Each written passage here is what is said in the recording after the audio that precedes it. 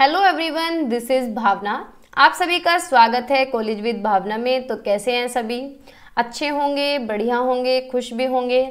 और अब तो जिन लोगों को डेट शीट का इंतज़ार था कि भाई पता नहीं एग्ज़ाम कब होंगी, तो डेट शीट आ गई है और आपने देख भी ली होगी। मैंने वीडियो दिन में अपलोड कर दी थी, तभी डेट शीट आई थी और तभी के तभी मैंने वीडियो बना दी थी। ठीक है, तो जिन्होंने नहीं देखी है जाकर देख लें, पता चल जाएगा कि आपके एग्ज़ाम कब हैं। और कल जो मैंने वीडियो बनाई थी उसमें मैंने प्रैक्टिकल्स के बारे में भी बताया था कि प्रैक्टिकल पोस्टपोन हो गए हैं सेकेंड ईयर वालों के। तो भाई आप देख सकते हैं जाके वीडियो को, और मैं इसकी पीडीएफ टेलीग्राम पे दे दूंगी। ठीक है, और पता नहीं आपको कैसे पीडीएफ नहीं मिलती है टेलीग्राम पे, मैं सारी पीडीएफ अपलोड करती हूँ। देखो ऐसा तो होता है जैसे कि आज मैंने क्लास बनाई तो इसकी पीडीएफ कल तक अपलोड हो पाएगी, लेकिन इससे पहले वाली जो पीडीएफ है वो सारी मैं अपलोड कर चुकी हूँ। अब पता नहीं मैसेज आते हैं कि मुझे नहीं मिल रही पीडीएफ, पता नहीं भाई कैसे नहीं मिलती। वहाँ फाइल्स का फोल्डर है, उसमें सारी पीडीएफ हैं, 90 के आसपास पीडीएफ मैं अब तक अपलोड कर चुकी हूँ जितना भी मैंने पढ़ाया है। ठीक है, तो कोई बात नहीं, चलो। और वहाँ डिस्कशन ग्रुप मैंने बनाया है, जिसको पीडीएफ नहीं ढूंढनी आ रही है वहीं पे मैसेज कर दो, आपके जितने भी दोस्त हैं वो भाई बहन सब बता देते हैं। ठीक है, वो सब लोग कर लेते हैं आपस में चैट। तो अगर चैनल पे नए हैं तो सब्सक्राइब कर लें कॉलेज विद भावना को, क्योंकि बीएड की क्लासेस चली हुई हैं। हम आज करने वाले हैं पेडागोजिकल सब्जेक्ट। अब तक हम कर रहे थे कॉमन सब्जेक्ट, और उनमें से भी कुछ टॉपिक रहते हैं, उन्हें भी हम कंप्लीट कर लेंगे अब बड़ी बड़ी क्लासेस करके, क्योंकि अब आपकी डेट शीट तो आई गई है, टाइम आपके पास ज़्यादा नहीं है। और सबसे बड़ी बात देखो, हाइपर नहीं होना है। जो लोग पहले से तैयारी कर रहे हैं उन्हें तो कोई दिक्कत नहीं है, क्योंकि आप लोगों को क्या करना है, सिर्फ रिविजन करना है और पेडागोजिकल सब्जेक्ट पढ़ने हैं, जो कि मैं अब करा रही हूँ। ठीक है, और जो लोग अब तक कुछ भी नहीं पढ़ पाए हैं वो प्लेलिस्ट एक तरफ से देखना शुरू कर दें, स्पीड बढ़ा के देख सकते हैं वीडियोस की, कट कर करके भी देख सकते हैं। ठीक है, जो जैसा आपको सूटेबल लगे। क्लास आपको जल्दी जल्दी पूरी करनी है, खाली अगर आप पीडीएफ से पढ़ेंगे तो बिल्कुल भी समझ नहीं आएगा, वो तो फिर ऐसे तो आप बुक से भी पढ़ सकते हैं। अगर आपको कंसेप्ट ही समझना है, स्पीड बढ़ा सकते हैं, 1.5 की स्पीड करके सारी क्लासेस देख लीजिए। सबकी प्लेलिस्ट बनी हुई है। फिलॉसफी हम कंप्लीट कर चुके हैं, 5 साल में जो भी टॉपिक पूछे गए हैं फिलॉसफी से वो सारे हमने कर लिए हैं। ठीक है, टीचर टीचिंग टेक्नोलॉजी की हम 6 यूनिट कंप्लीट कर चुके हैं, 1 यूनिट इसकी बचती है, तो 1 यूनिट कोई इतना ज़्यादा बड़ी बात नहीं है, उसे भी कर लेंगे, है ना भाई। कंटेम्प्रेरी इंडियन एजुकेशन की हम 4th यूनिट पे आ रहे हैं। 4th यूनिट के कुछ टॉपिक रहते हैं और इसकी आगे की 1-2 यूनिट रहती हैं, उन्हें भी हम करेंगे, उनकी एक बड़ी क्लास में लूँगी। ठीक है, और जो growing up as a learner है उसकी 4 यूनिट हमने कंप्लीट कर ली है, शायद 7 यूनिट हैं या फिर 6 हैं उसमें, तो उसकी पर्सनैलिटी वाली यूनिट और इंटेलिजेंस वाली यूनिट बचती है। ठीक है, तो बाकी मतलब ऑलमोस्ट हमारा सिलेबस कंप्लीट ही है अगर देखा जाए तो। और आज हम करने वाले हैं pedagogy of physical science.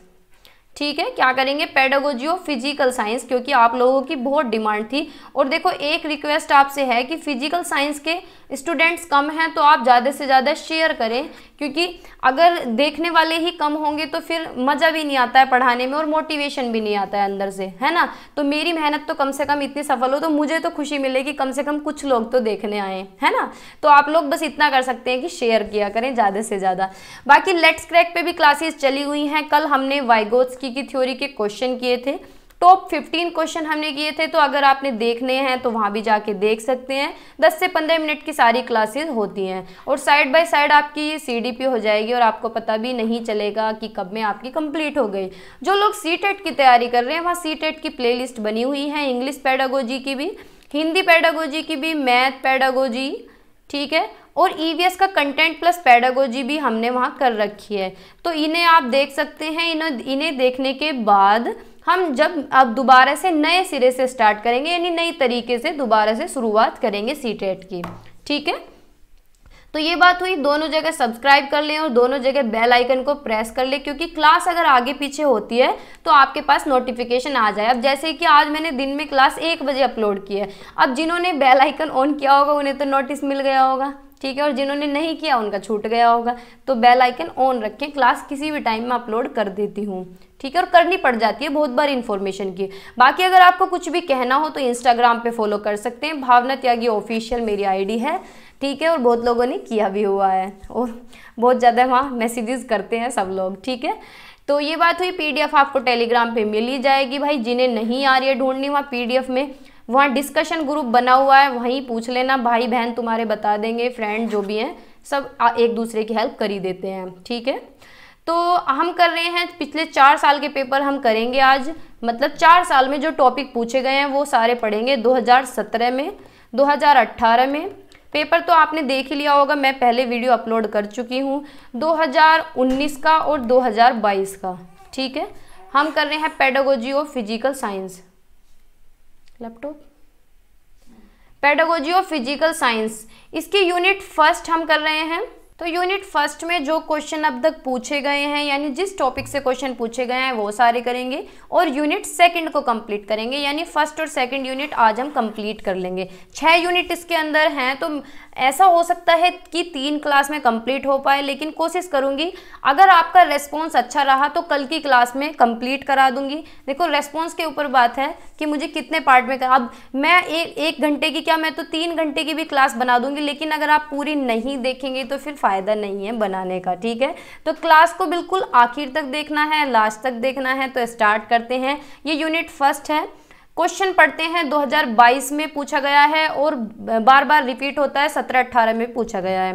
Paper आपने अब तक देख लिया होगा, पेपर वाली वीडियो। ठीक है, तो क्वेश्चन नंबर फर्स्ट है, give the justification for including science as a subject in school curriculum, also describe the professions in the areas of science, यानी विद्यालय पाठ्यचर्या में विज्ञान को एक विषय के रूप में सम्मिलित करने का क्या औचित्य है, यानी साइंस को क्यों इंक्लूड किया है स्कूल के अंदर, किस लिए किया है, क्या है, जस्टिफाई करना है ये हमें। ठीक है, और विज्ञान के क्षेत्र में पेशे का भी वर्णन कीजिए, यानी पेशे क्या है, ऑक्यूपेशन, प्रोफेशन, की साइंस में हम कौन कौन से प्रोफेशन, कौन कौन से एरियाज में जा सकते हैं, ये भी हमें डिस्क्राइब करना है। जैसे कि भाई हम कंप्यूटर साइंस में इंजीनियर बन सकते हैं और इलेक्ट्रिकल इंजीनियर बन सकते हैं, आईटी फील्ड में जा सकते हैं, बहुत सारी चीज़ें हैं कि हम कौन कौन से मेडिकल में जा सकते हैं, कौन से प्रोफेशन हम चूज कर सकते हैं। तो पढ़ते हैं कि भाई साइंस को क्यों इंक्लूड किया गया है स्कूल करिकुलम के अंदर। ये क्वेश्चन 2 बार अब तक आ चुका है। ठीक है, तो पढ़ते हैं, science is an essential subject in the school curriculum, यानी साइंस एक बहुत ज़रूरी है हमारे पाठ्यक्रम के लिए, स्कूल के लिए। क्यों ज़रूरी है,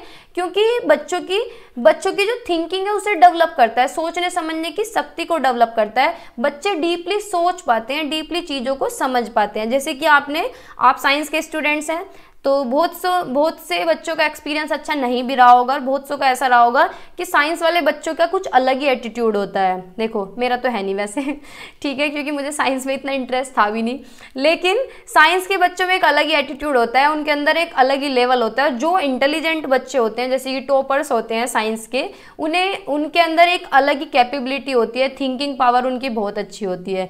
तो साइंस क्या है, साइंस को करिकुलम में इसलिए इंक्लूड किया गया क्योंकि बच्चों के सोचने समझने की शक्ति विकसित होती है, वो ज़्यादा डीपली समझ पाते हैं चीज़ों को, नेचर को समझ पाते हैं, वर्ल्ड को समझ पाते हैं, और ये समझ पाते हैं कि चीज़ें कैसे काम करती हैं, कोई भी टेक्नोलॉजी है, कोई भी चीज़ है, वो कैसे वर्क करती है, नेचर कैसे वर्क करता है। ठीक है, it enables them to think critically, यानी वो बच्चों को सक्षम बनाती है कि बच्चे आलोचनात्मक सोच सकें, अलग अलग पर्सपेक्टिव में चीज़ों को सोच सकें। जैसे कि हम लैब में एक्सपेरिमेंट करने जा रहे हैं, तो अगर हम सीधे मेथड से करेंगे उससे नहीं हो पा रहा है तो दूसरा तरीका लगाएं, तीसरा तरीका लगाएं, यानी क्रिटिकली सोच सकें, अलग अलग पर्सपेक्टिव में भी चीज़ों को सोच सकें, प्रॉब्लम्स को सोल्व कर सकें, and make informed decision about scientific issues, यानी जो भी वैज्ञानिक मुद्दे हैं उन पे कोई भी डिसीजन ले सकते हैं जो हमारी लाइफ को अफेक्ट कर रहे हैं, जो भी मुद्दे, जैसे कि पॉल्यूशन है, वो भी आज के टाइम में हॉट टॉपिक है, और भी बहुत सारी चीज़ें हैं। ठीक है, रेडिएशन है, अल्ट्रावायलेट रेज हैं,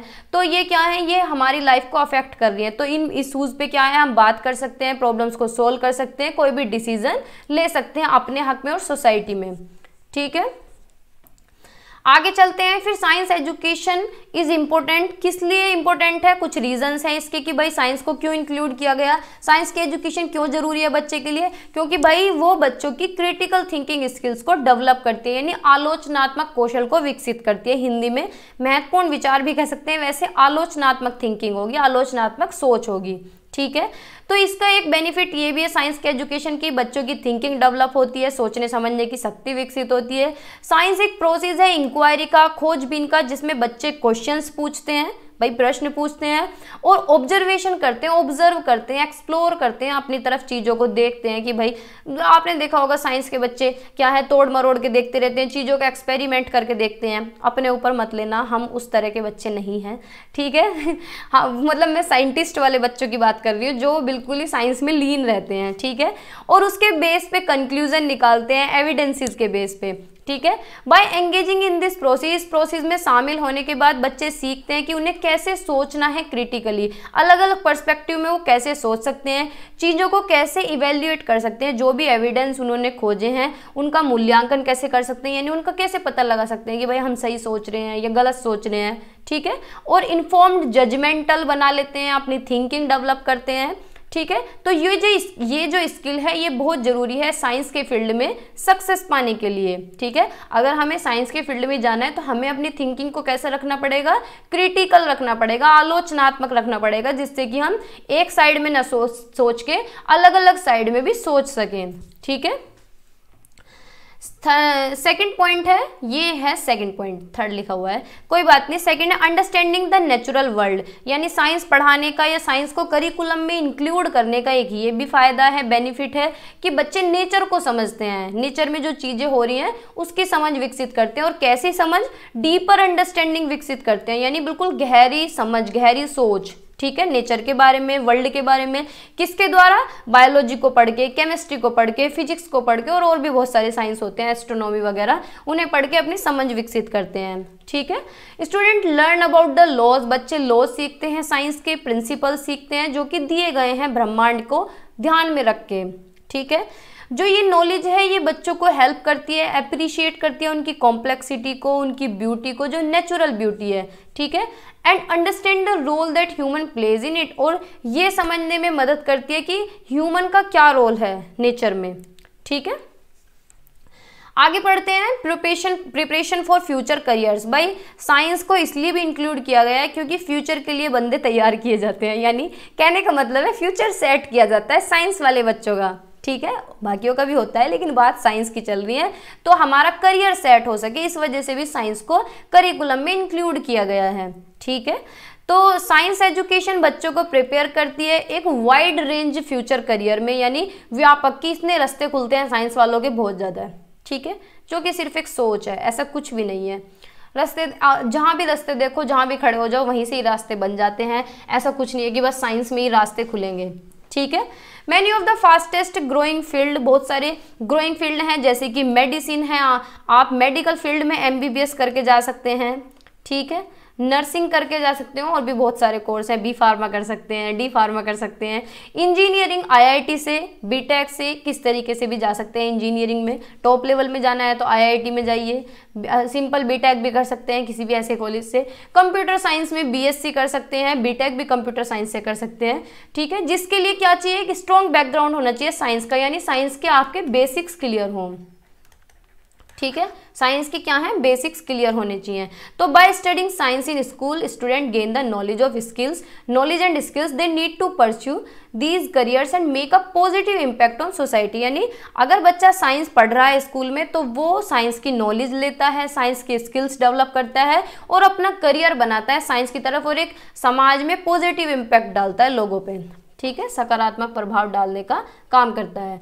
नेक्स्ट है साइंटिफिक मेथड एंड इंक्वायरी, यानी किस लिए इंक्लूड करना चाहिए कि भाई साइंटिफिक मेथड्स बच्चे यूज करते हैं, सीखते हैं, इंक्वायरी करना सीखते हैं, यानी पूछताछ, खोजबीन करना, ठीक है।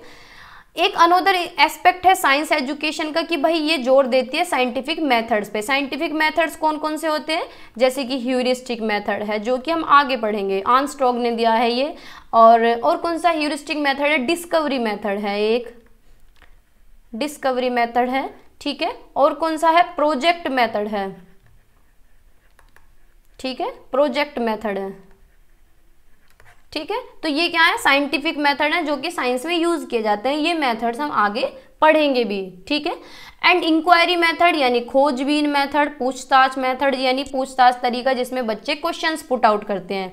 तो साइंटिफिक मेथड क्या है, एक सिस्टमेटिक अप्रोच है जिसमें इन्वेस्टिगेटिंग की जाती है, यानी खोजबीन की जाती है किसकी, नेचुरल वर्ल्ड की, ठीक है, जिसके अंदर इन्वॉल्व है फॉर्मुलेटिंग हाइपोथेसिस यानी परिकल्पना करना। भाई कोई भी चीज देखी हमने तो हम उस पर क्या करेंगे, परिकल्पना करेंगे। जैसे कि भाई हम गार्डन में जा रहे हैं और हमने पेड़ देखा, वो पेड़ पहले तो ठीक था, हम दोबारा गए तो हमने देखा पेड़ सूखा हुआ है, तो हम क्या कर रहे हैं, हाइपोथेसिस कर रहे हैं, अपने दिमाग में परिकल्पना कर रहे हैं कि भाई ये पेड़ क्यों सूखा। तो हम अपने दिमाग में सोच रहे हैं कि पेड़ शायद इसलिए सूखा क्योंकि धूप पड़ रही है और धूप की वजह से पेड़ पीला हो गया और सूख गया पानी की कमी से। ठीक है, तो हम परिकल्पना लगाएंगे और फिर डिजाइन करेंगे, एक्सपेरिमेंट करेंगे, देखेंगे, फिर डेटा कलेक्ट करेंगे, एनालाइज करेंगे, उसके रिजल्ट पे जाएंगे और बाद में कंक्लूजन निकलेगा, बाद में पता चलेगा कि भाई ये कारण था, इस वजह से ये इस परिणाम तक पहुंचे हैं। ठीक है, By engaging in scientific inquiry, student learn how to ask questions, यानी बच्चे क्या है, पूछताछ में शामिल होने के बाद ये सीखते हैं कि हमें क्वेश्चंस कैसे पुट आउट करने हैं, कैसे क्वेश्चन पूछने हैं। एक्सपेरिमेंट डिज़ाइन करते हैं कि भाई हमें एक्सपेरिमेंट कैसे डिज़ाइन करना है, और जो एविडेंसेस उन्हें मिले थे उन्हें इवेल्युएट करते हैं, उनका मूल्यांकन करते हैं। ठीक है, तो ये स्किल साइंस के बच्चे के अंदर होनी चाहिए। किस लिए, साइंस के क्षेत्र में, विज्ञान के क्षेत्र में सक्सेस पाने के लिए। और भी फील्ड में सक्सेस मिल सकती है, ठीक है, लिखा हुआ है, एंड अदर फील्ड्स ऑल्सो। ठीक है, In addition to academic benefit, studying science can also lead to numerous career opportunity। भाई कौन कौन से करियर साइंस के अंदर बन सकते हैं, देखो बुक में बहुत सारे दिए गए हैं, तो आप वहां से भी देख सकते हैं और अपने पास से भी लिख सकते हैं। कोई ऐसा नहीं है कि जो मैं बता रही हूँ यही लिखना है। ठीक है, तो हम अपनी कॉमन सेंस से भी लिख सकते हैं। भाई आप ही देखो साइंस से कौन कौन से करियर बन सकते हैं। हम मेडिकल लाइन में जा सकते हैं, हम टेक्निकल लाइन में जा सकते हैं, ठीक है, कंप्यूटर की लाइन में जा सकते हैं यानी आईसीटी में जा सकते हैं, ठीक है, और इंजीनियरिंग में हम जा सकते हैं, ठीक है, और भी बहुत सारी चीज़ें, एग्रीकल्चर में जा सकते हैं क्योंकि ये भी बायो से रिलेटेड है, एग्रीकल्चर की फील्ड में जा सकते हैं, और भी बहुत सारी है, मेरे माइंड में अभी आ नहीं रही है।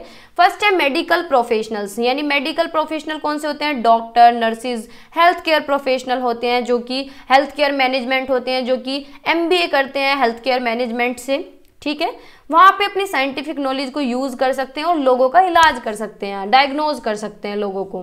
ठीक है, और जो पेशेंट हैं उन्हें ठीक कर सकते हैं, ट्रीट कर सकते हैं। ठीक है, सेकंड है इंजीनियर्स। इंजीनियर का भाई अच्छा फील्ड है, इंजीनियरिंग भी कर सकते हैं हम साइंस के फील्ड में, ये भी एक प्रोफेशन होता है कि इंजीनियर्स क्या करते हैं, साइंटिफिक प्रिंसिपल्स को यूज करते हैं और उन्हीं के द्वारा क्या करते हैं, डिजाइन करते हैं चीज़ों को, बिल्डिंग बनाते हैं। जैसे कि आप आर्किटेक्चर भी देख सकते हैं, ठीक है, आर्किटेक्चर भी देख सकते हैं। ठीक है, and everything from buildings to airplanes to computer software, यानी कंप्यूटर्स बनाना, एयरप्लेन्स बनाना, बहुत सारी चीज़ें हैं जो इंजीनियर्स बनाते हैं। साइंटिस्ट क्या काम करते हैं, रिसर्च का काम करते हैं, अपनी नॉलेज को बढ़ाते हैं, खोज कर करके नेचर से चीज़ों को उठाते हैं और खोजबीन करते हैं। ठीक है, जैसे कि जो ये एरोप्लेन का कंसेप्ट है ये कहाँ से आया, पक्षियों से आया, कि पक्षी ऊपर उड़ रहे हैं आसमान में, तो उसी से एरोप्लेन का कंसेप्ट आया। तो साइंटिस्ट क्या करते हैं, नेचर को जोड़ते हैं रिसर्च के साथ, नेचर से चीज़ें उठाते हैं और रिसर्च करना शुरू कर देते हैं। ठीक है, and they work in the variety of fields, अलग अलग फील्ड्स में काम करते हैं, जैसे कि बायोलॉजी के फील्ड में काम करते हैं, केमिस्ट्री, केमिकल्स में कुछ ना कुछ करते ही रहते हैं, फिजिक्स में भी काम करते हैं, एनवायरमेंटल साइंस में भी काम करते हैं। ठीक है, फिर आगे चलते हैं, फिर है टेक्नीशियन। टेक्नीशियन कई तरह के हो सकते हैं।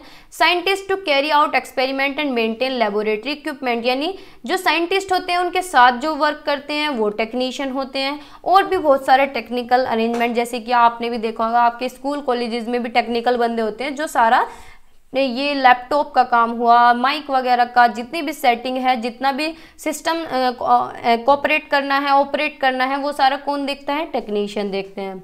ठीक है, मैथमेटिशियन भी साइंस के अंदर आ जाते हैं। मैथमेटिशियन क्या करते हैं, मैथमेटिकल प्रिंसिपल्स यूज करते हैं अपनी प्रॉब्लम्स को सोल्व करने के लिए। ठीक है, अलग अलग फील्ड में इनके अंदर साइंस भी आ जाता है, फाइनेंस भी आ जाता है, इंजीनियरिंग भी आ जाती है।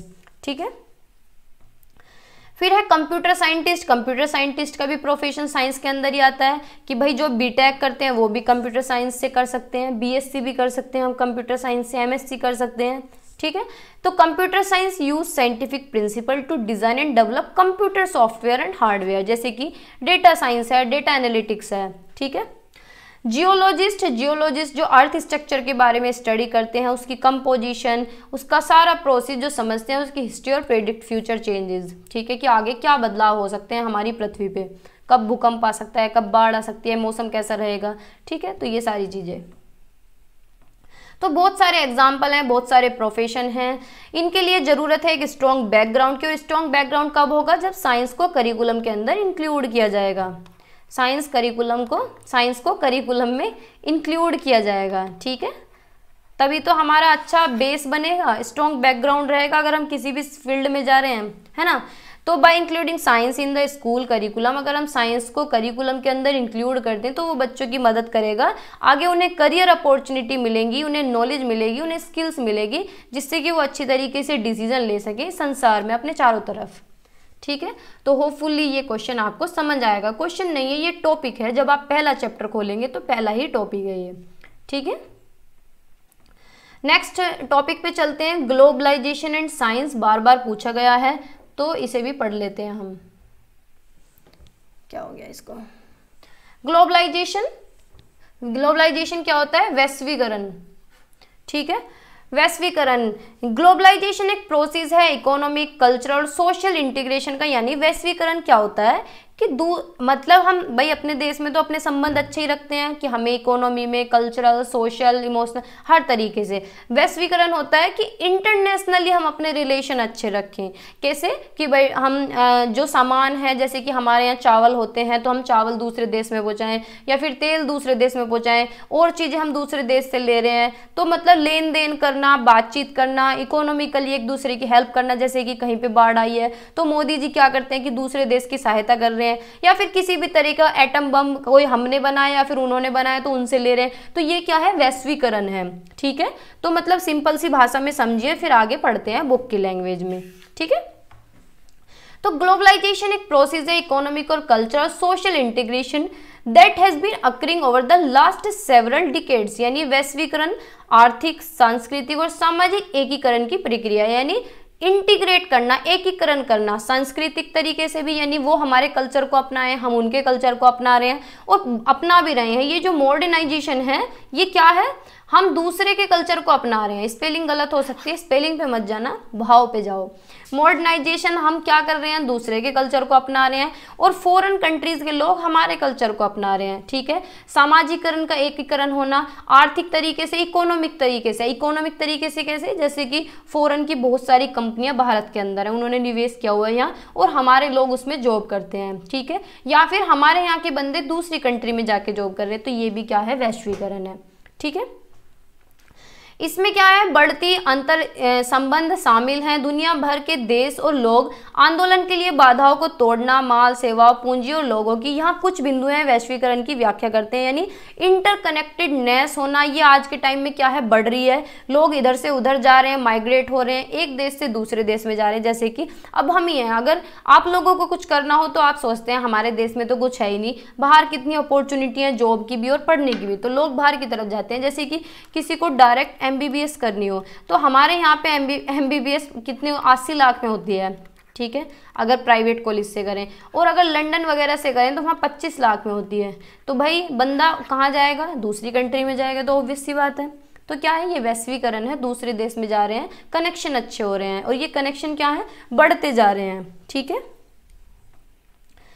और बढ़ाने भी चाहिए, वही ग्लोबलाइजेशन है। तो ग्लोबलाइजेशन कैसे बढ़ सकता है? वैश्वीकरण की व्याख्या हम कर सकते हैं कुछ बिंदुओं को लेके, जैसे कि ट्रेड, व्यापार। अब व्यापार भाई वही बात है जो मैं अभी बता रही थी, जैसे हमें कुछ भी सामान की जरूरत तो हम दूसरे देश से मंगाएं, या फिर हमारे देश से कुछ दूसरे देश में जाए। तो पढ़ते हैं, तो globalization has lead to an increase in international trade with goods and services being produced and consumed around the world। यानी वैश्वीकरण ने वस्तु और सेवाओं के साथ अंतरराष्ट्रीय व्यापार में भी वृद्धि की है, ठीक है भाई। एक दूसरे के व्यापार में एक्सचेंज करते हैं चीज़ों को, दुनिया भर में उत्पादित और उपभोग किया जाता है। यह अग्रिमों द्वारा सुगम किया गया प्रौद्योगिक परिवहन और संचार में, ठीक है। हम बहुत सी चीज़ें दूसरी कंट्री की यूज़ करते हैं, जैसे कि फ़ोन वगैरह देख सकते हैं, फॉरेन कंट्री की कोई भी ये क्या बोलते हैं कंपनी है। जैसे कि भाई अब एक बात बताओ, आप जो फ़ोन ले रहे हैं, जो एंड्रॉयड फ़ोन ले रहे हैं, कोई कंपनी है हमारे यहाँ की, इंडिया की? नहीं है ना। कोई अमेरिका की मिलेगी, कोई लंदन की मिलेगी, कोई न्यूयॉर्क, कहीं की भी बहुत अलग अलग जगह की मिल सकती है, लेकिन इंडिया की बहुत कम है। ठीक है, नोकिया हो सकती है शायद। ठीक है, तो इंडिया की बहुत कम है और इंडिया की अच्छे से चलती भी नहीं है, क्योंकि भाई टेक्नोलॉजी की कमी है यहाँ। इन्वेस्टमेंट, निवेश करना, तो globalization has lead to an increase in foreign investment. ठीक है, with companies investing in other countries to take advantage of lower cost, larger markets and new opportunity. यानी वैश्वीकरण ने क्या है, विदेशी निवेश में भी वृद्धि की है कि भाई हमारे यहाँ के लोग भारत से बाहर जाके निवेश कर रहे हैं और बाहर के लोग यहाँ आके निवेश कर रहे हैं। कम लागत, बड़े बाजारों और नए अवसरों का लाभ उठाने के लिए अन्य देशों में निवेश करने वाली कंपनियों के साथ, यानी अन्य देश में निवेश हो रहा है, हमारे देश में भी हो रहा है। जैसे कि अब तो चाइनीज सामान पर रोक लग गई है, लेकिन कुछ टाइम के लिए चाइनीज कितना चला था कि भाई अगर सस्ती चीज लेनी है तो चाइना वाले ले लो, तो उन्होंने यहाँ पे क्या है, निवेश किया है, बहुत सारा सामान यहाँ भेजा है। ठीक है, तो इससे बहुराष्ट्रीय निगमों का निर्माण हुआ और उत्पादन का वैश्वीकरण हुआ। ठीक है, फिर है माइग्रेशन। माइग्रेशन अभी जो मैं बता रही थी कि migration has lead to an increase in the movement of people. Migration यानी एक जगह के लोग दूसरी जगह जा रहे हैं, माइग्रेंट हो रहे हैं, इधर से उधर जा रहे हैं, प्रवासियां। ठीक है, with migrant seeking better economic opportunity, यानी भाई अब इकोनॉमिक अपॉर्चुनिटी, जैसे कि आप लोगों को यहाँ पे 30,000 सैलरी मिल रही है और फॉरेन कंट्री से आपको कॉल आ जाए कि भाई हमारे यहाँ आपकी पोस्ट के लिए ज़रूरत है और आपको 2 लाख की सैलरी मिलती है, तो आप क्यों नहीं जाएंगे भाई वहाँ, खूब अच्छे तरीके से जाएंगे। तो इकोनॉमिक अपॉर्चुनिटी मिलती है, एजुकेशन की, कल्चरल एक्सपीरियंस की अच्छी अपॉर्चुनिटीज़ मिलती हैं। ठीक है, तो ये किस चीज़ को बढ़ावा देता है, मल्टीकल्चरलिज्म को अलग अलग कंट्री में, यानी हम दूसरे देश में जाके रहने लगे तो हमारा कल्चर लोगों ने देखा वो अपना रहे हैं, हम उनका अपना रहे हैं। ठीक है, या फिर हम बहुत सारे कल्चर अपना रहे हैं, जैसे कि मॉडर्नाइजेशन भी अपना रहे हैं और ट्रेडिशनल भी अपना रहे हैं। ठीक है, नेक्स्ट है culture exchange. Globalization has facilitated the exchange of culture ideas, music, art and literature, leading to a greater appreciation and understanding of different cultures around the world. यानी वैश्वीकरण ने सांस्कृतिक विचारों, संगीत, कला और साहित्य के आदान प्रदान की सुविधा प्रदान की है। ठीक है भाई, जैसे कि आप फॉरेन कंट्रीज से कुछ भी सीख सकते हैं, लेकिन किस तरीके से सीख सकते हैं, ऑनलाइन भी सीख सकते हैं। ठीक है, और कल्चर आइडियाज भी एक्सचेंज कर सकते हैं, जैसे कि आप घर बैठे फेसबुक पे आपका कोई फ्रेंड बना फॉरेन कंट्री का, आपने उसे अपने कल्चर के बारे में बताया, तो कल्चर आइडियाज क्या हुए, एक्सचेंज हुए। ठीक है, जिससे कि दुनिया भर में विभिन्न संस्कृति की अधिक प्रशंसा और समझ पैदा हुई है। यानी उन लोगों को पता चला कि भारत का इतनी अच्छी संस्कृति, आप उन्हें बताएं कि हमारे यहाँ तो शादियाँ ऐसे होती हैं, 7 फेरे होते हैं, उन्हें क्या पता 7 फेरे क्या होते हैं, तो उन्हें क्या है पता चला, आपने आइडियाज अपने शेयर किए। ठीक है, तो ये क्या है, कल्चर एक्सचेंज। टेक्नोलॉजी का तो बहुत बड़ा योगदान है। Globalization has been driven by advances in technology including the internet, mobile service, social media. तो टेक्नोलॉजी में तो बहुत बड़ा योगदान है फॉरेन कंट्रीज का भी, और यहाँ का जो फॉरेन कंट्रीज हैं जैसे कि फेसबुक है, हमारे यहाँ की नहीं है, लेकिन हमारे यहाँ के लोग बहुत ज़्यादा हैं फेसबुक पे, एक्टिव यूज़र्स बहुत सारे हैं। ठीक है, इसी तरीके से यूट्यूब है, भारत के बहुत सारे एक्टिव यूज़र हैं, इतने फॉरेन वाले नहीं हैं, लेकिन ये कंसेप्ट कहाँ का है, फॉरेन का है। ठीक है, which have connected people around the world and facilitated the flow of information, ideas and commerce। यानी टेक्नोलॉजी क्या है, लोगों को जोड़ने का काम कर रही है, राष्ट्रीय भी और अंतर्राष्ट्रीय लेवल पे भी। ठीक है, तो ये भी क्या है, वैश्वीकरण है। एनवायरमेंटल इम्पैक्ट भी है, जैसे कि पोल्यूशन का टॉपिक है, सब जगह के साइंटिस्ट उस पर काम कर रहे हैं, तो ये भी क्या है, कहीं ना कहीं वैश्वीकरण में हेल्पफुल है। ठीक है, क्लाइमेट चेंज है, एनवायरमेंटल डिग्रेडेशन जो आज के टाइम पे बढ़ता जा रहा है, जलवायु परिवर्तन में वृद्धि हुई है। ठीक है, फिर नेक्स्ट चलते हैं। अब साइंस के बारे में पूछा गया था कि भाई साइंस क्या है, थोड़ा सा ब्रीफली एक्सप्लेन करें। तो साइंस अपने पास से भी लिख सकते हैं बना के और सुन भी सकते हैं कि साइंस क्या है, एक सिस्टमेटिक और लॉजिकल अप्रोच है। भाई साइंस में हम लॉजिक से तो लगाते हैं, एक तरीके से चलते हैं, एक्सपेरिमेंट करते हैं, डिस्कवर करते हैं, खोजबीन करते हैं चीज़ों को कि चीज़ें काम कैसे करती हैं, है ना।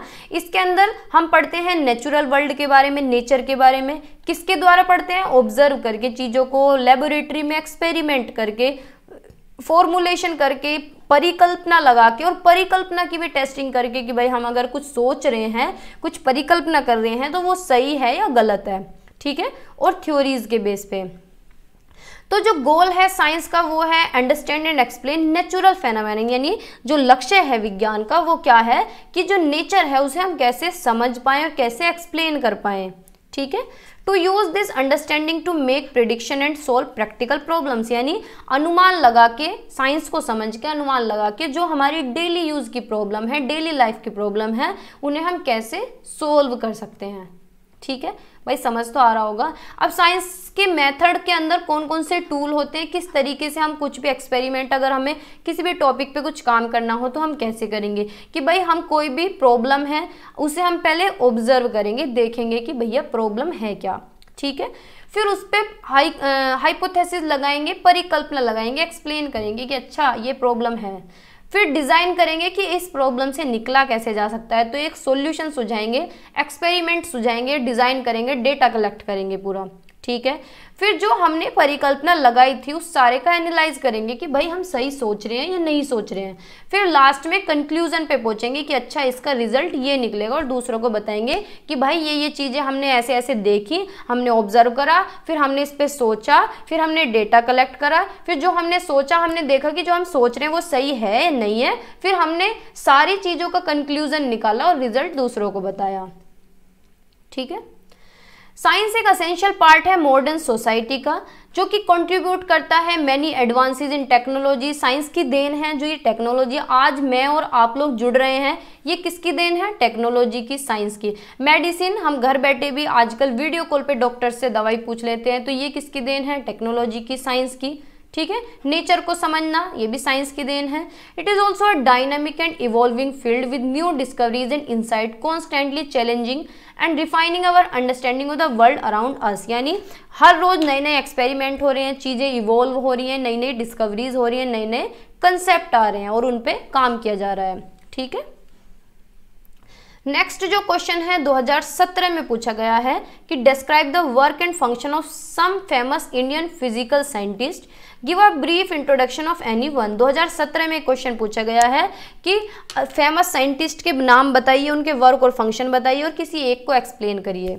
ठीक है, तो देखते हैं कुछ फेमस साइंटिस्ट हैं, इनके वर्क और फंक्शन देख लेते हैं, और इंट्रोड्यूस करना है किसी भी एक को, तो हमने मुझे लग रहा है मैंने कई सारे रखे हैं, तो आप देख सकते हैं कि इंडिया की एक लॉन्ग हिस्ट्री है साइंस की, साइंस में बहुत सारे लोगों की देन है, बहुत लंबी हिस्ट्री है, इसमें बहुत सारे लोग इन्वॉल्व हैं, किसी एक ने भी, ऐसा नहीं है कि किसी एक ने ही सारा काम किया है, बहुत सारे साइंटिस्ट आए जिन्होंने अपना अपना योगदान दिया है साइंस के फील्ड में।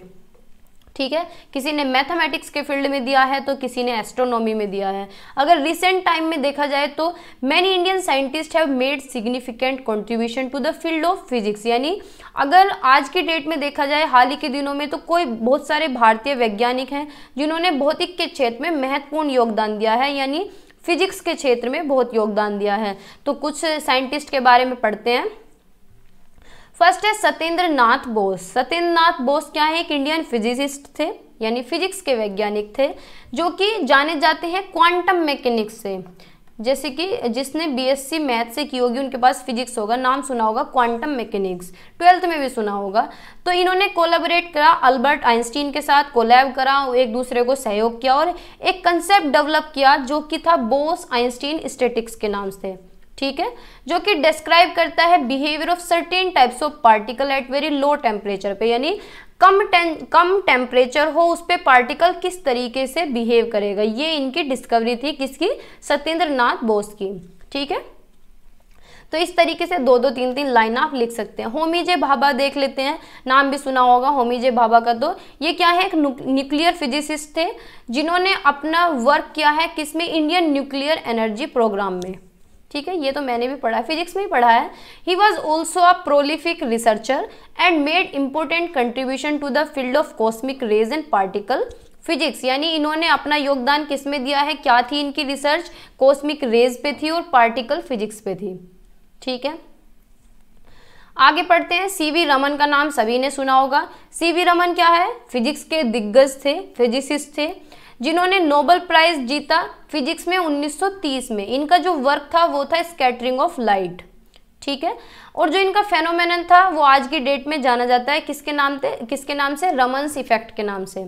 आपने कहीं एक्सपेरिमेंट देखा भी होगा फिजिक्स में, जो सेकंड यूनिट थी, वो सेकंड बुक थी, उसके अंदर देखा होगा रमन्स इफेक्ट का नाम। ठीक है। His discovery has many practical application in fields such as spectroscopy and material science। इनकी बहुत सारी डिस्कवरीज हैं, बहुत सारे प्रैक्टिकल एप्लीकेशन हैं, किसके फील्ड में, स्पेक्ट्रोस्कोपी में और मटेरियल साइंस में। ठीक है। एपीजे अब्दुल कलाम का तो भाई सबने ही नाम सुन रखा है। He was an Indian aerospace engineer and scientist. ये एक एरोस्पेस इंजीनियर थे और साइंटिस्ट थे जिन्होंने, और एक प्रेसिडेंट भी थे, हाँ हमारे इंडिया के प्रेसिडेंट थे। और कब से कब तक, 2002 से लेकर 2007 तक इन्होंने बहुत सारे कंट्रीब्यूशन, बहुत सारे महत्वपूर्ण योगदान दिए हैं इंडिया में। जैसे कि इंडिया स्पेस प्रोग्राम इन्होंने दिया था and played a key role in the development of India's first satellite launch vehicle, यानी सबसे पहले सैटेलाइट इन्होंने ही लॉन्च की थी। ठीक है। नेक्स्ट क्वेश्चन देख लेते हैं। 2018 में क्वेश्चन पूछा गया है और 2018 में के बाद भी ये रिपीट हुआ है। ये क्वेश्चन 2 बार अब तक पूछा जा चुका है पिछले 4 साल में। क्वेश्चन रिपीट बहुत होते हैं। ठीक है। ये पीडीएफ मैं आपको टेलीग्राम पे शेयर कर दूंगी, तो वहां से देख लेना। Give a brief account of contribution of Thomas Alva Edison and Albert Einstein in the field of science, यानी इन दोनों के बारे में बहुत पूछा जाता है, थॉमस अल्वा एडिशन और अल्बर्ट आइंस्टीन। तो वही पढ़ते हैं कि थॉमस अल्वा एडिशन जो है अमेरिकन इन्वेंटर थे, जिन्हें जाना जाता है किस इन्वेंशन की वजह से, प्रैक्टिकल इनकैंडेसेंट लाइट बल्ब। ठीक है। इन्होंने डेवलप किया है फोनोग्राफ को और मोशन पिक्चर कैमरे को। ठीक है। यानी जो मोशन मूवी बनी थी, जैसे कि भाई पहले ब्लैक एंड वाइट कैमरा आया, फिर कलर आया, फिर एचडी आया, आज के टाइम में तो कुछ भयंकर ही आ रहा है। ठीक है। तो मोशन पिक्चर जो कैमरा है उसका भी एक्सपेरिमेंट, उसका भी जो कंसेप्ट है वो इन्होंने दिया है, डेवलप इन्होंने किया है। And the alkaline storage battery. ठीक है। और इनकी बहुत सारी और भी इन्वेंशंस थी। एडिशन जो थे एक इन्वेंटर थे अच्छे खासे, held over 1000 patents during his life time, यानी 1000 से ज़्यादा प्रोजेक्ट पे ये काम कर चुके हैं अपने जीवन में।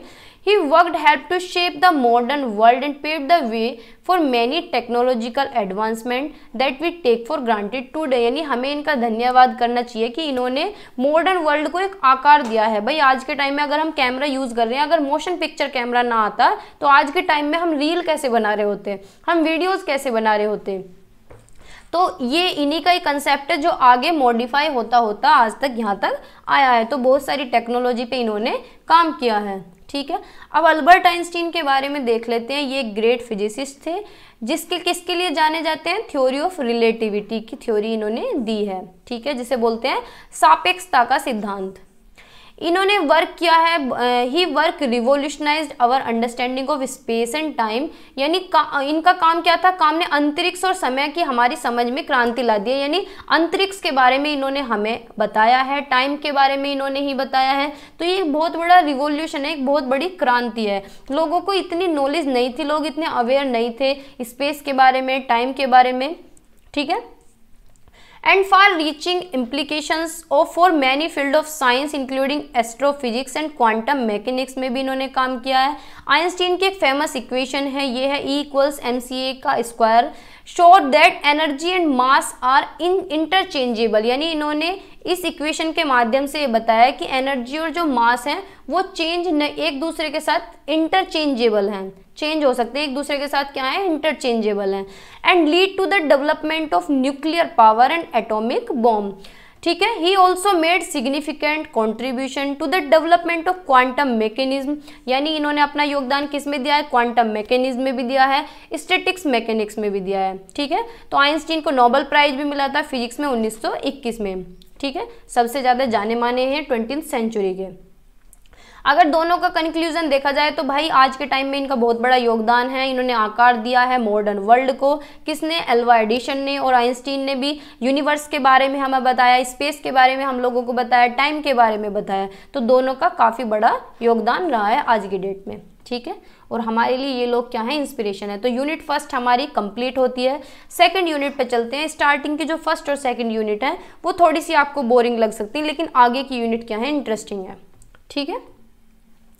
सेकेंड यूनिट देखिए, describe general aims and objective of teaching physical science at secondary stage, also describe the concept of entering and terminal behaviour. यानी ये क्वेश्चन तो बार बार पूछा जाता है कि एम्स और ऑब्जेक्टिव में क्या डिफरेंस है फिजिक्स में। ठीक है। तो भाई मैं आपको बता दूं, एम होता है हमारा लक्ष्य, हमारा गोल।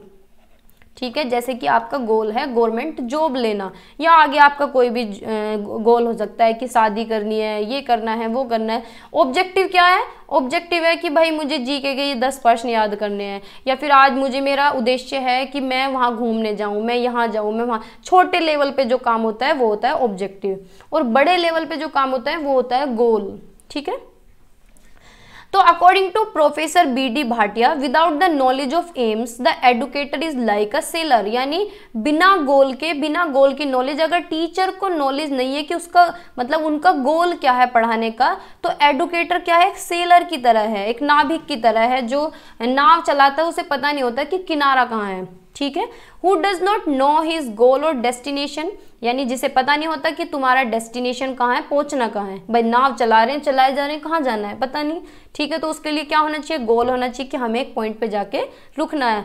और स्टूडेंट इसमें क्या है? एक सेंडलर्स के थ्रू, सेंडलर्स के जैसा है। सेंडलर क्या होता है? प्रेषक, यानी जैसे कि अंदर बैठने वाले, नाव के अंदर जो लोग बैठे हैं उन्हें भी नहीं पता कि कहाँ जाना है। ठीक है, which will be directed along the corner of somewhere ashore. The aim of teaching science can prepare a long list, यानी जो एम है साइंस पढ़ाने के उसकी एक लंबी सूची है। तो देखते हैं विज्ञान शिक्षा के मुख्य उद्देश्य क्या है, मुख्य एम क्या है।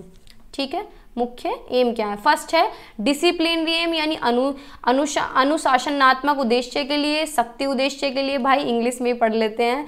For the development of power aim, power यानी पावर कैसी? सोचने समझने की शक्ति, हमारी थिंकिंग पावर, हमारी क्रिटिकल पावर और हमारी memory power. For vocational aim, for utilitarian aim, यानी आज के टाइम में हम जो यूज़ करते हैं साइंस को अपनी डेली लाइफ में। मोरल एम, अपने मोरल्स में यूज़ करते हैं, कल्चर में यूज़ करते हैं, सोशल समाज में यूज़ करते हैं। एस्थेटिक एम, यानी अपने सौंदर्य में यूज़ करते हैं। ठीक है, तो पढ़ते हैं एक एक करके। फॉर द डिसिप्लिनरी एम, यानी अनुशासनात्मक उद्देश्य के लिए, तो it is concern with mental discipline, यानी ये किससे जुड़ा हुआ है? मेंटली डिसिप्लिन से जुड़ा हुआ है। हम मेंटली कैसे डिसिप्लिन रह सकते हैं। तो साइंस पढ़ाने का एक एम ये भी होता है, गोल होता है कि हम मेंटली कैसे डिसिप्लिन रह सकते हैं। ठीक है, और इस एम को हम कैसे डेवलप कर सकते हैं? इंटेलेक्चुअल पावर डेवलप करके, अपनी बौद्धिक शक्ति का विकास करके। ठीक है, and the habit in the child, और बच्चे में ये आदत विकसित करके। ठीक है, for the development of power aim, यानी शक्ति के विकास का उद्देश्य के लिए यह सोचने, तर्क करने, एकाग्रता, अभिव्यक्ति, खोज आदि की शक्ति के विकास से संबंधित है। यानी पावर एम क्या होता है भाई? पावर हमारी सोचने की शक्ति, तर्क करने की जो हम लॉजिक लगाते हैं, एकाग्रता यानी कंसंट्रेशन जो हम करते हैं, एक्सप्रेशन करते हैं, डिस्कवरी करते हैं। ठीक है, वोकेशनल एम क्या हो सकता है हमारा साइंस में? यानी हमारा जो जॉब का लक्ष्य है वो क्या हो सकता है कि भाई हम टेक्निकल फील्ड के लिए तैयार करें बच्चे को या खुद हों। ठीक है, और अदर वोकेशंस के लिए, यानी टेक्निकल फील्ड ही थोड़ी ना होता है, मेडिकल फील्ड है, आर्ट फील्ड है, होम साइंस है, बहुत सारे सब्जेक्ट है, कॉमर्स फील्ड है जहाँ पे साइंस अप्लाइड किया जाता है। यहाँ साइंस की बात चल रही है तो हम इसलिए साइंस की बात करते हैं कि टेक्निकल फील्ड के लिए हम कैसे बच्चे को प्रिपेयर करें। तो ये भी वोकेशनल एम हमारा होना चाहिए, कैसे हम बच्चे को वोकेशनल एम के लिए तैयार करें, उसका क्या गोल होना चाहिए, किस फील्ड में वो जाएगा। यूटिलिटेरियन एम, यानी साइंस को अपनी डेली लाइफ में कैसे यूज कर सकते हैं। तो science will be taught primarily for its practical values and AIIMS, यानी विज्ञान को मुख्य रूप से उसके व्यवहारिक मूल्य और उद्देश्य के लिए पढ़ाया जाएगा। छात्र को अपने दैनिक जीवन में आवश्यक वैज्ञानिक ज्ञान और कौशल दिया जाएगा, यानी बच्चे को इस तरह की साइंटिफिक नॉलेज और स्किल्स दें जो कि डेली लाइफ में वो यूज कर सके और सक्षम बन सके अपनी नॉलेज को, स्किल्स को यूज करने की, कि भाई जो नॉलेज मैंने गेन की है, जो मेरे अंदर कौशल है, उन्हें मैं अपनी रियल लाइफ में कैसे अप्लाई करूं। ठीक है, मोरल एम क्या हो सकता है? To enable the learners to imbibe the attributes of morality, यानी शिक्षार्थियों को नैतिकता के गुणों को आत्मसात करने में सक्षम बनाता है। ठीक है, यानी बच्चों के अंदर क्या है? मोरलिटी डेवलप होती है कि उन्हें पता चल जाता है सही क्या है और गलत क्या है। कल्चरल एम क्या हो सकता है? कि भाई अपने कल्चर के बारे में पता चले। तो progress of various modern occupations which backbone of our modern culture, यानी मॉडर्न ऑक्यूपेशन, जैसे कि घर में सब लोग खेती करते हैं लेकिन आज के डेट में क्या है, बच्चे पढ़ रहे हैं तो आजकल इंडस्ट्रीज में जॉब ले रहे हैं, कंपनीज में जॉब ले रहे हैं, तो वो क्या है? मॉडर्न ऑक्यूपेशन है। ठीक है, तो बैकबोन क्या है मॉडर्न कल्चर की? Is the result of advancement and extensive use science. जो बैकबोन है वो क्या है? विज्ञान है। ठीक है, आगे चलते हैं। फिर सोशल एम की भी बात यही है कि it is help to learn learners to imbibe essential social virtues, यानी सामाजिक उद्देश्य क्या हो सकते हैं कि ये शिक्षार्थियों को आवश्यक सामाजिक गुणों को आत्मसात करने में मदद करने के लिए है। ठीक है, यानी बच्चों के अंदर क्या है, social value, social AIIMS develop करना। एस्थेटिक एम क्या है, सौंदर्य बोध क्या है, इसके अंदर सेंसिबिलिटी आ जाती है। मीट वेरिंग इंटरेस्ट, यानी जो अपना खाली समय है उसमें हम क्या कर सकते हैं, अपना टाइम कैसे यूटिलाइज कर सकते हैं, जो हमारे इंटरेस्ट हैं उसे हम कैसे पूरा कर सकते हैं। ठीक है, तो ये हुआ एस्थेटिक एम।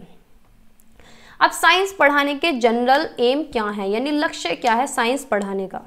ठीक है भाई, to provide the broad objective of science that is skill, knowledge, interest, appreciation, application and understanding, यानी क्या है, विज्ञान, कौशल, ज्ञान, रुचि की प्रशंसा, अनुप्रयोग और समझ आदि के व्यापक उद्देश्य प्रदान करना। यानी गोल ये होना चाहिए टीचर का साइंस पढ़ाने के लिए कि बच्चे के अंदर स्किल्स डेवलप हो, उसे कौशल आ जाए, कहीं भी वो कमा के खा सके, उसके अंदर नॉलेज डेवलप होनी चाहिए, उसका साइंस में इंटरेस्ट डेवलप हो, हर जगह उसे अप्रिशिएट किया जाए, वो चीज़ों को अप्लाई करके देखे और उसे समझ भी विकसित हो उसकी। ठीक है, to create the interest in science, science में इंटरेस्ट क्रिएट हो सके बच्चों का। पावर ऑफ एक्सप्रेशन, बच्चा एक्सप्रेस करना सीख सके, ये कौशल उसके अंदर विकसित होना चाहिए। इकोनॉमिक एफिशिएंसी उसके अंदर डेवलप हो सके, यानी वो क्या है, आर्थिक दक्षता उसके अंदर विकसित हो कि भाई वो जैसे बड़ा हो जाए तो कमा के कुछ भी खा सके, इकोनॉमिकली कुछ भी कर सके, यानी अपना स्टार्टअप ही कर ले। जैसे कि कहते हैं कि आइडियाज़ बहुत ज़्यादा जरूरी है, अगर आइडियाज़ नहीं होंगे तो बिजनेस कैसे करेंगे, तो इकोनॉमिक एफिशिएंसी भी बच्चे के अंदर हमें डेवलप करनी है, यानी टीचर्स को। ठीक है, develop the abilities of analysis, synthesis, reasoning, यानी ये चीज़ भी बच्चे के अंदर डेवलप करनी है कि चीज़ों को एनालाइज कैसे करना है, सिंथेसाइज यानी चीज़ों को जोड़ना कैसे है, तर्क कैसे करना है। ठीक है, उन्हें फंडामेंटल स्किल्स प्रोवाइड किए जाएं, process for proper understanding of the subject matter, कि वो सब्जेक्ट को अच्छी तरीके से समझ सके, इस तरीके के कौशल उनके अंदर डेवलप किए जाएं। साइंटिफिक प्रॉब्लम्स जो हैं डेली लाइफ की, उन्हें बच्चा सोल्व करने के लिए सक्षम होना चाहिए, तो ये कौशल भी उनके अंदर विकसित किया जाए। ठीक है, ये टीचर का एम होना चाहिए, टीचर का लक्ष्य होना चाहिए पढ़ाने का। To stimulate spirit of study, investigation and invention, यानी अध्ययन, जांच और आविष्कार की भावना को प्रोत्साहित करना। ऑलराउंड डेवलपमेंट बच्चे का करना, हार्मोनियस डेवलपमेंट करना, यानी उसका physical, mental, social, emotional development करना, उसकी कंसंट्रेशन की जो हैबिट है उसे डेवलप करना, सेल्फ रिलेशन डेवलप करना, और नए नए जो काम हो रहे हैं वो चीज़ें भी उसके अंदर डेवलप होनी चाहिए कि वो नया कुछ इनोवेट कर सके, कुछ क्रिएटिविटी कर सके। ठीक है, और ग्रेट साइंटिस्ट के बारे में उन्हें बताना, उनकी स्टोरीज बताना, जिससे कि बच्चे मोटिवेट हो सकें। उनके अंदर हैबिट डेवलप करें कि वो कुछ क्रिएटिव करें, कुछ प्रोडक्टिव करें, अपने पास से कुछ बनाएं और सिंपल रह सकें अपनी लाइफ में। और कौन सी स्किल, यानी modern scientific devices like computers की स्किल्स उनके अंदर डेवलप करें कि सिस्टम उन्हें कैसे चलाना है, कंप्यूटर उन्हें कैसे चलाना है, या टेक्नोलॉजी उन्हें किस तरीके से यूज़ करनी है, और अपनी लाइफ में वो डिसिप्लिन भी कैसे रह सके, मेंटली डिसिप्लिन, फिजिकली डिसिप्लिन। तो ये चीज़ भी टीचर को उसके अंदर डेवलप करनी है। अब साइंस टीचर का क्या रोल है, ये एम अचीव करने में, जो ये गोल है ये बच्चे कैसे अचीव करेंगे, टीचर का क्या रोल होगा उन्हें अचीव कराने में। जैसे कि किसी बच्चे का सपना पूरा हो तो उसमें टीचर का क्या रोल होता है, तो भाई टीचर अच्छा मेथड यूज करे। ठीक है, जहाँ उन्हें टॉपिक समझना है वहाँ उन्हें टॉपिक समझाए। टीचर उन्हें अलग अलग साइंटिस्ट के बारे में बताए, उनकी कहानियाँ बताए, जिससे कि वो मोटिवेट हो सकें। उनके अंदर क्रिएटिव थिंकिंग स्किल डेवलप करे कि वो अलग अलग तरीके से कुछ नया सोच सकें। ठीक है, उन्हें बताएं कि साइंस उनके लिए कैसे बेनिफिशियल है और कैसे वो डेली लाइफ में यूज़ कर सकते हैं। उन्हें बताएं कि वो उन्हें अच्छे टीचिंग एड्स दे सके, अच्छे तरीके से पढ़ा सके। अगर बच्चों को लेक्चर मेथड पसंद नहीं आ रहा तो ऑडियो विजुअल एड्स यूज़ करे, प्रोजेक्टर से पढ़ाए। ठीक है, अब objective of teaching of science, अब तक हमने एम पढ़ा, यानी लक्ष्य क्या होना चाहिए, टीचर का क्या लक्ष्य होना चाहिए और बच्चे उस लक्ष्य को कैसे अचीव करेंगे, उसमें टीचर का क्या रोल होगा, ये हमने पढ़ा। अब पढ़ेंगे ऑब्जेक्टिव क्या होता है, उद्देश्य क्या होते हैं। उद्देश्य बहुत छोटी सी चीज़ है, उद्देश्य बहुत छोटी सी चीज़ है और जो लक्ष्य है, जो एम है, वो बहुत बड़ी चीज़ है। ठीक है, तो स्टार्टिंग में मैंने आपको बताया था। अब ऑब्जेक्टिव पढ़ते हैं, ऑब्जेक्टिव क्या होता है। Objective are that medium which can helpful to achieve the aim or goals, यानी अगर हमें अपने सपने पूरे करने हैं, एम अपना पूरा करना है, अपना लक्ष्य अपना पूरा करना है, तो हमारे छोटे छोटे से उद्देश्य होंगे, छोटे छोटे ऑब्जेक्टिव होंगे। जैसे कि आप लोगों के पेपर हैं 22 तारीख से, तो आपका ऑब्जेक्टिव है, आपका छोटा छोटा सा उद्देश्य है कि भाई 5 दिन में ये सब्जेक्ट मैं पूरा कर लूंगा, और 5 दिन में दूसरा सब्जेक्ट, तीसरा सब्जेक्ट पूरा कर लूंगा, चौथा सब्जेक्ट पूरा कर लूंगा। तो आपके क्या है, ऑब्जेक्टिव है। छोटे छोटे ऑब्जेक्टिव जब आप पूरे कर लेंगे तो आप पूरे गोल को अचीव कर लेंगे। ठीक है। Every person or child act has some purpose, यानी हर बच्चे का कोई ना कोई उद्देश्य होता है। In which our few actions are goal oriented under long term planning, अगर हमें किसी एम को अचीव करना है, एम यानी किसी गोल को अचीव करना है, तो हमें बहुत लंबा टाइम लगेगा। लेकिन अगर हम छोटे छोटे से एक्शंस देंगे, छोटे छोटे से ऑब्जेक्टिव्स को पूरे करेंगे, तो वो क्या है, शॉर्ट टर्म में ही पूरा हो जाएगा। तो शॉर्ट टर्म को हम क्या कह सकते हैं, ऑब्जेक्टिव कह सकते हैं। जो उद्देश्य हमारे छोटे टाइम में, कम टाइम में पूरे हो जाएं, उन्हें हम ऑब्जेक्टिव कहते हैं। ठीक है, होपफुली आपको समझ आया होगा। एनसीईआरटी ने एक डेफिनेशन दी है कि ऑब्जेक्टिव क्या है, pointer and view of something towards which action is directed, यानी कोई भी एक्शन, कोई भी काम हमें पूरा करना हो तो हम डायरेक्टली उस पर एक्शन लेते हैं। ठीक है, क्योंकि थोड़े टाइम में पूरा हो जाता है हमारा कोई भी ऑब्जेक्टिव हो। ठीक है। गुड ने एक डेफिनेशन दी है कि ऑब्जेक्टिव क्या है, desired change in the behaviour of people as a result of experiences directed by school, यानी ऑब्जेक्टिव क्या है, हमारे बच्चे के बिहेवियर में चेंज होना, प्यूपिल यानी बच्चा ही बोला गया है यहाँ पे, उसके बिहेवियर में चेंज करना, और चेंज कैसे होगा, स्कूल में एक्सपीरियंस लेके। ठीक है, तो ये ऑब्जेक्टिव हुआ। अब ऑब्जेक्टिव दो तरह के होते हैं, एजुकेशनल ऑब्जेक्टिव और इंस्ट्रक्शनल ऑब्जेक्टिव। भाई एजुकेशन ऑब्जेक्टिव तो एजुकेशन से ही रिलेटेड होंगे, इंस्ट्रक्शनल ऑब्जेक्टिव यानी निर्देश देना। तो बीएस ब्लूम ने एक डेफिनेशन दी है कि educational objective are not only the goals towards are which the curriculum is shaped and towards which instruction is guided, but they are also the goal that provide the detailed specification for the construction and use of evaluation technique, यानी educational objective सिर्फ उद्देश्य पूरा करना, यानी जो हमारा गोल है उसे अचीव करने के लिए नहीं है, इवेल्यूएशन टेक्निक में भी काम आते हैं, यानी मूल्यांकन में भी काम आते हैं जो एजुकेशनल ऑब्जेक्टिव होते हैं। भाई हमारा कोई भी उद्देश्य हो पढ़ाई का, जैसे कि ये चैप्टर हमें पूरा करना है, तो उसके अंदर हम मूल्यांकन भी तो करेंगे, है ना, मूल्यांकन कर करके आगे बढ़ेंगे और फिर अपने गोल को अचीव करेंगे। ठीक है। इंस्ट्रक्शनल ऑब्जेक्टिव क्या है कि इंस्ट्रक्शनल ऑब्जेक्टिव को टीचिंग ऑब्जेक्टिव भी हम बोल सकते हैं। ये बहुत नैरो होता है, यानी छोटा होता है, फिक्स्ड है, चेंज नहीं होगा। टीचर ने इंस्ट्रक्शन दिया कि भाई तुम्हें ये काम करके लाना है, तो फिक्स है कि तुम्हें करके लाना है। ठीक है। इसका बेस कैसा होता है, साइकोलॉजिकल होता है। साइकोलॉजी यानी दूसरे के बिहेवियर को समझना। ठीक है। इसे हम मीजर भी कर सकते हैं और इजीली अचीव कर सकते हैं। भाई किसी ने हमें इंस्ट्रक्शन दिया तो हम उसे माप सकते हैं कि उसने सही निर्देश दिया या नहीं दिया, है ना, और जल्दी से अचीव भी कर लेते हैं। ये किससे रिलेटेड है, टीचिंग लर्निंग प्रोसेस से रिलेटेड है, क्योंकि टीचिंग लर्निंग में ही इंस्ट्रक्शन दिए जाते हैं। इंस्ट्रक्शनल ऑब्जेक्टिव को हम क्लासरूम में भी अचीव कर सकते हैं। ये रिलेटेड है expected change in behaviour of the child, यानी बच्चे का एक्सपेक्टेड बिहेवियर क्या हो सकता है। ठीक है, इसे हम बिहेवियर ऑब्जेक्टिव भी कहते हैं। ठीक है। अब ब्लूम टैक्सोनॉमी पढ़ लेते हैं। ब्लूम टैक्सोनॉमी सबसे ज़्यादा इंपॉर्टेंट टॉपिक है, बार बार पूछा जाता है और सब्जेक्ट में भी पूछा जाता है। ठीक है, तो ब्लूम टैक्सोनॉमी बार बार रिपीट होता है, बहुत सब्जेक्ट में पूछा गया। टीचर टीचिंग टेक्नोलॉजी में पूछा जाता है, आपकी पेडागोजी ऑफ बायोलॉजिकल साइंस जिनके पास है उसमें पूछा जाता है, फिजिकल साइंस, मैथमेटिकल साइंस, सारी जगह पूछा जाता है। ठीक है। ये ब्लूम जो टैक्सोनॉमी है ये किसी इंसान का नाम है, ब्लूम। ठीक है। जो टैक्सोनॉमी है ब्लूम की, ये एजुकेशनल ऑब्जेक्टिव्स पे दी गई है कि तुम्हारे क्या उद्देश्य होने चाहिए, शैक्षिक उद्देश्य तुम्हारे क्या होने चाहिए। तो इसी तरीके से इसे 3 कैटेगरी में डिवाइड किया गया है। सबसे पहले तो ये ब्लूम ने दी है, बेंजामिन ब्लूम इनका पूरा नाम था, और इनके कलीग्स भी थे, बहुत सारे कॉलेज वाले जो बच्चे थे उन्होंने मिलके दिए, लेकिन नाम बेंजामिन ब्लूम ही दिखाई देता है। ठीक है, बाकियों का नाम बेचारों का पीछे है। 1950 में इसे दिया गया था।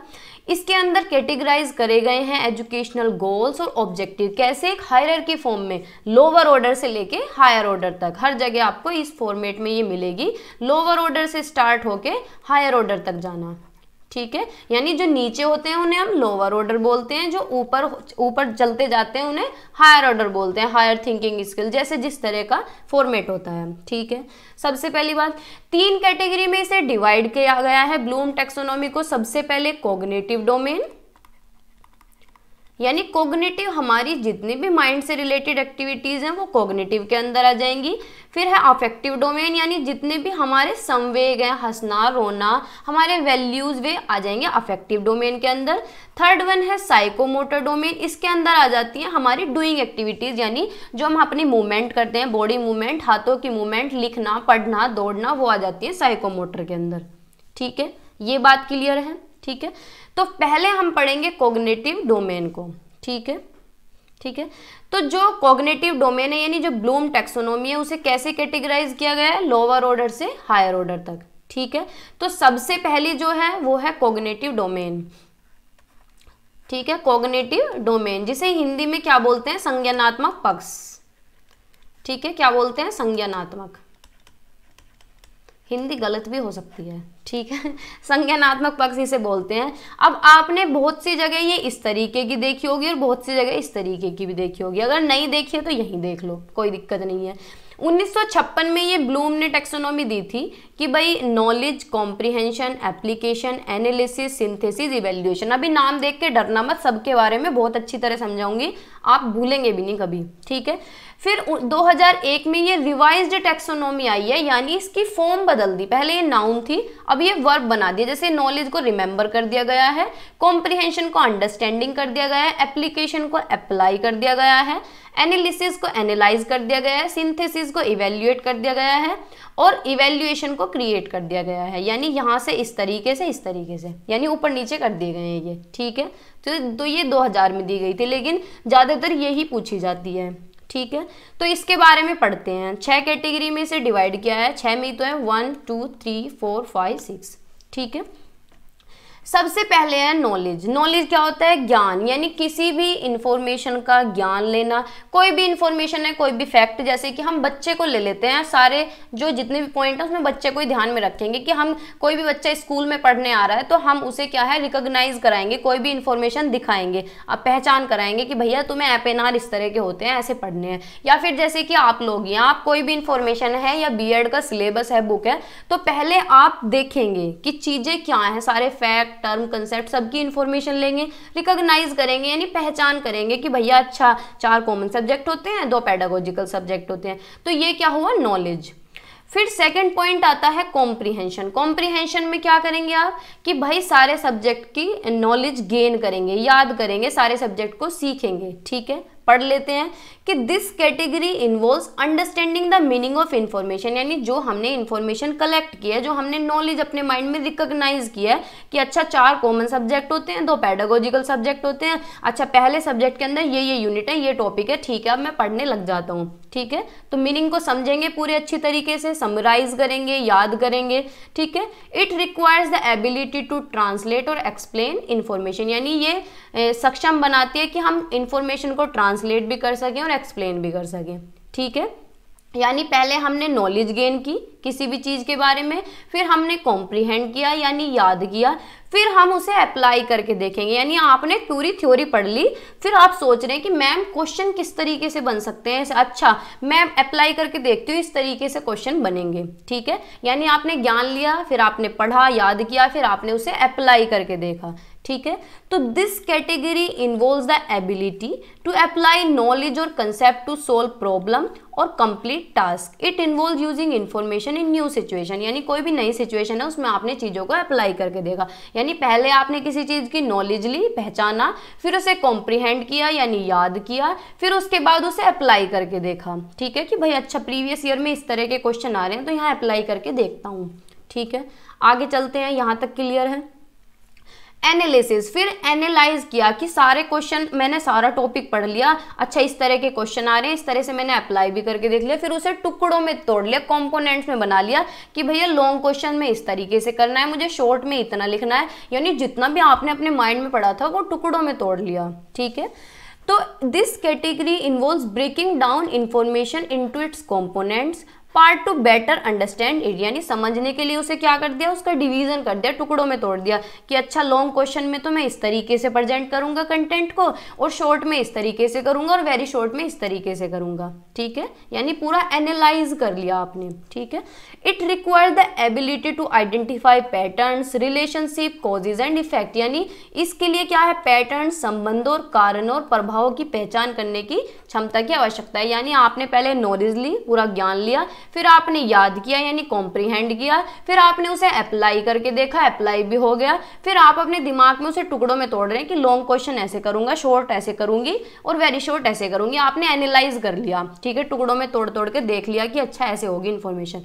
ठीक है, फिर फिफ्थ आया सिंथेसिस, यानी जितना भी आपने पढ़ा है, अब आपने सब कुछ करके देख लिया, जितना भी आपने पढ़ा है, अब आप जा रहे हैं पेपर देने, तो पेपर जिस दिन देंगे पूरी बुक आपको कंक्लूड करनी पड़ेगी, अपने दिमाग में रखनी पड़ेगी कि फर्स्ट यूनिट में मैंने ये पढ़ा था, सेकंड में ये पढ़ा था, थर्ड में ये था, फोर्थ में ये था। मतलब पेपर के एक, मान लो पेपर के लिए देने जा रहे हैं और पेपर के बाहर खड़े हैं, तो आपके दिमाग में क्या है, पूरा सिंथेसिस है, सारी चीजें एक जगह कंक्लूड है।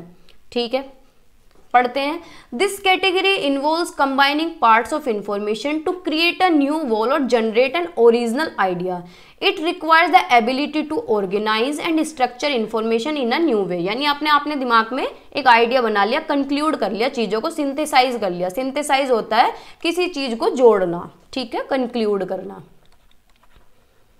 ठीक है, कंक्लूड हो गया। फिर लास्ट में आया इवैल्यूएशन, यानी जितना भी आपने पढ़ा था सारा पेपर में करके आ गए, फिर बाद में आपका मूल्यांकन आया, आपने घर आके देखा कि मेरा पेपर तो बहुत अच्छा गया है, मेरे तो 80 में से इतने नंबर बन रहे हैं, या फिर आपका रिजल्ट आया और आपने किया टॉप, तो वो हुआ आपका मूल्यांकन। ठीक है, पढ़ते हैं। This category involves making judgement about the value or quality of information और आइडियाज, यानी जितनी भी इंफॉर्मेशन थी, जो भी वैल्यूज थे, जो भी आपके दिमाग में आइडियाज थे, उसका क्या बनाना, जजमेंट बनाना, यानी आपने इवैल्यूएशन निकाल लिया कि हाँ मेरा तो बहुत अच्छा पेपर गया है, मेरे इतने अच्छे नंबर आए हैं। ठीक है, it requires the ability to compare and contrast information और ideas and making critical judgment. ठीक है, यही इसके अंदर सारी बात है, बाकी आप पढ़ लेना, पढ़ के आपको और अच्छे से समझ आ जाएगा। एक बार पीछे चलते हैं। ठीक है, आपको पेपर में इस तरह का ग्राफ जरूर बनाना है, ये चाहे ना बनाओ, एक बना देना, ये वाला बना देना कि पहले क्या करना है, आपने नॉलेज ली, किसी भी चीज की इंफॉर्मेशन रिकॉल करी।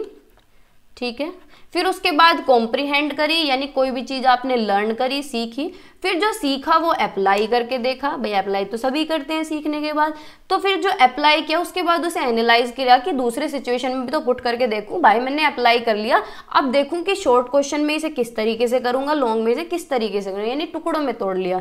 फिर उसके बाद पेपर सिर पे आ गया, पेपर वाला दिन आ गया, तो आपने सारा सिंथेसाइज कर लिया, सारा कंक्लूड कर लिया। उस दिन थोड़ी ना आप देखोगे कि मुझे क्या करना है, कैसे अप्लाई करना, आपने तो अपने दिमाग में रख लिया कि अब मुझे पेपर में जाके दे मारना है बस। ठीक है, पूरी कॉपी भर के आनी है, तो आपने सारा सिंथेसाइज कर लिया। फिर सिंथेसाइज करने के बाद आप पेपर पूरा देख के आए, बाद में आपने मूल्यांकन किया कि मेरे तो 80 में से इतना अच्छा नंबर, इतना अच्छा पेपर गया है कि 60 से 70 नंबर कहीं नहीं गए, वैसे इतने देते नहीं है वो। ठीक है, तो ये बात हुई, ये समझ आया ना।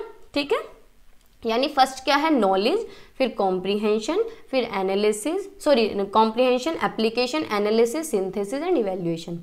ठीक है, तो दिमाग में ये रखना है, ये वाली ही लिख के आएंगे और ये वाली ही बना के आएंगे।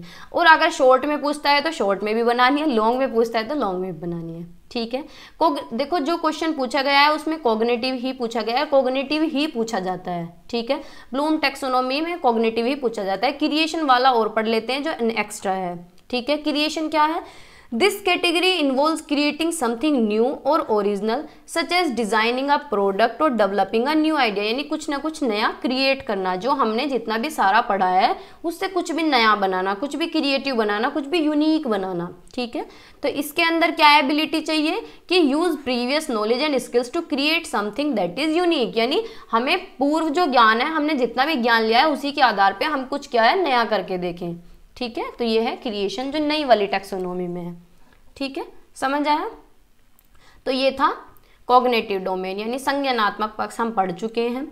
अब सेकंड है भावनात्मक पक्ष, यानी अफेक्टिव डोमेन। भावनात्मक यानी नाम से ही पता चल रहा है भावना, जिसमें हमारी फीलिंग्स हो, इमोशंस हो। ठीक है, हमारे भाव हो, हमारा विश्वास हो, हमारे मूल्य हो, वो सारे अफेक्टिव डोमेन के अंदर आते हैं। ठीक है, तो affective domain deals with the attitude, values, emotions, beliefs and focus on the development of learners affective skills and behaviour. यानी अफेक्टिव डोमेन के अंदर हमारे संवेग आ जाते हैं, यानी हमारा हंसना, ठीक है, हमारा रोना, दुखी होना, ठीक है, हमारा विश्वास किसी पे, हमारे वैल्यूज जितने होते हैं, मोरल वैल्यूज जो हमारे घर को से हमें ट्रेडिशनल वैल्यूज मिलते हैं, जो एटीट्यूड है, वो सारे किसके अंदर आते हैं, अफेक्टिव डोमेन के अंदर आते हैं। ठीक है, अफेक्टिव डोमेन जो है बहुत इंपॉर्टेंट है, किस लिए, इससे हमारा सामाजिक विकास होता है, हमारा भावनात्मक विकास होता है। सामाजिक विकास यानी समाज में हम किस तरह से रह रहे हैं, किस तरीके से हमें एडजस्ट करना है। हमारा भावनात्मक विकास यानी हमें अपने इमोशन कैसे बैलेंस रखने हैं, किस तरीके से हमें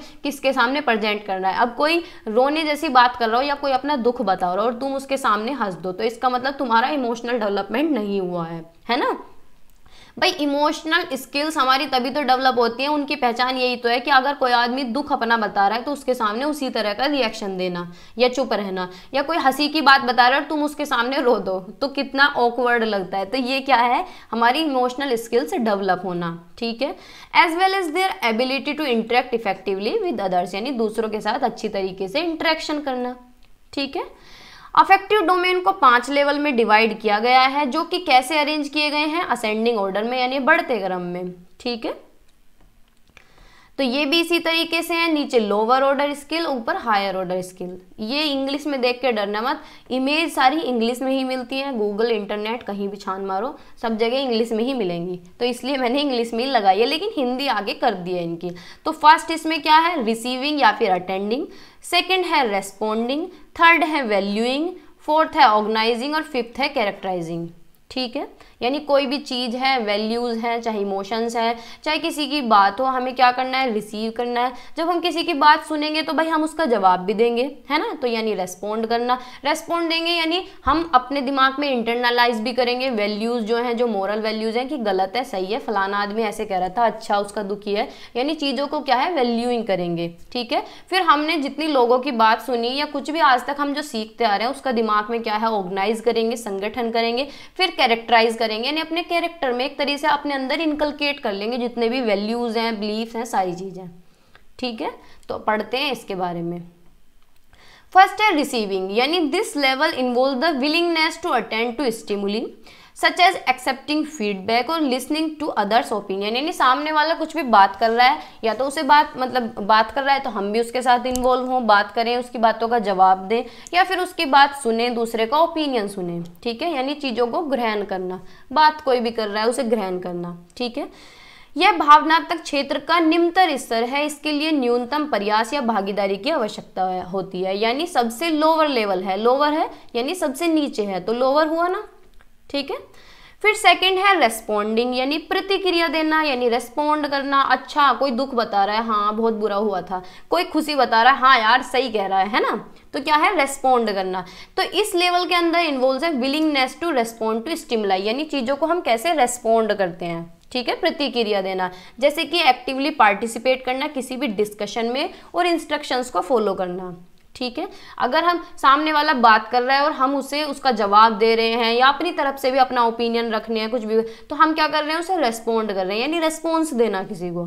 ठीक है, it requires a higher level of involvement and efforts than the receiving level, यानी इसके मुकाबले इसमें ज़्यादा एफर्ट्स लगते हैं क्योंकि इसमें एक्टिव रहना चाहिए। जब कोई एक्टिव रहेगा तभी तो रेस्पॉन्ड करेगा सामने वाले को, है ना, सुस्त रह के थोड़ी ना करेगा। ठीक है, तो पहले क्या करना, रिसीव करना, फिर उसके बाद क्या करना, रेस्पॉन्ड करना। ठीक है, यानी प्रतिक्रिया देना। फिर थर्ड है वैल्यूइंग, यानी मूल्य निर्धारण करना, इंटरनलाइज करना, यानी अच्छी अच्छी चीज़ें सीखना। जैसे कि घर के नहीं कहते हैं कि उसके पास तू गया था, तू क्या अच्छी चीज़ें सीख के आया या सीख के आई, है ना।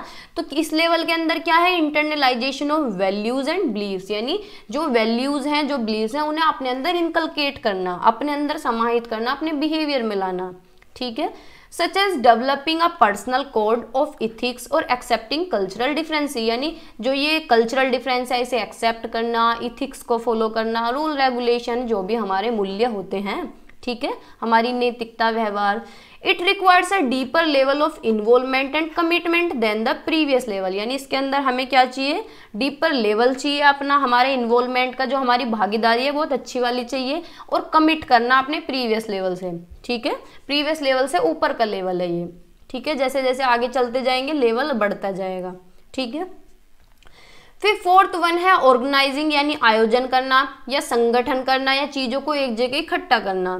तो this level involves the integration of values and beliefs into a consistent and coherent philosophy such as developing a personal mission statement और creating a social action plan। यानी सारी चीज़ें संगठन अपने दिमाग में करना और अपने अकॉर्डिंग रूल्स बनाना या अपनी थिंकिंग डेवलप करना, अपने अकॉर्डिंग स्टेटमेंट करना, कुछ भी क्रिएट करना। जैसे कि आप लोग अब पढ़ रहे हैं, आप इतने बड़े हो गए, कोई 24 का होगा, कोई 25 का होगा, कोई 22 का भी हो सकता है, 21 का भी हो सकता है।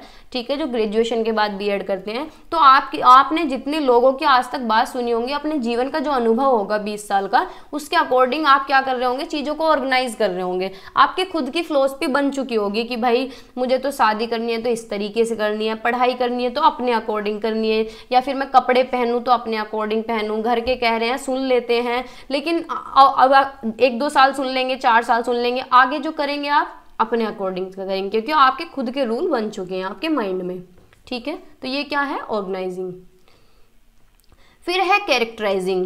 This level involves the internalizing and integrating of values and beliefs into one's behaviour and identity. यानी जितना भी हमने पढ़ा है वो हमारे कैरेक्टर में आना, चीज़ों को इंटीग्रेट करना, इंटरनलाइज करना अपने अंदर, जो हमने वैल्यूज बिलीव्स सीखे हैं। ठीक है, अपने बिहेवियर में शो करना, बाहर दिखने लगते हैं। जैसे कि हम अच्छी जगह रहते आए हैं, हमेशा से अच्छी चीज़ें सीखते हैं और किसी अच्छे इंसान के साथ ही हम रहते आए हैं। कहने का मतलब है कि हमारी जो फ्रेंडशिप है, हमारी जो दोस्ती है, वो भी अच्छे लोगों के साथ है, तो वो हमारे कैरेक्टर में क्या है, दिखने लगते हैं, क्योंकि जो चीज़ें हैं इंटरनलाइज हो जाती हैं, हमारे बिहेवियर में आ जाती हैं, हमारे व्यवहार में आ जाते हैं। आप देखो, जैसे कोई लड़का है, वो किसी दारू वाले के पास शराब पीने में नशा कर रहा है, कोई उसके पास बैठने लगे, तो उसका कैरेक्टर किस तरीके का होगा, उसके अंदर क्या चीजें इनकलकेट होंगी, क्या इंटरनलाइज होगा, वो उसी का ही बिहेवियर अपना लेगा, है ना। दूसरा भी ऐसे ही हो जाएगा।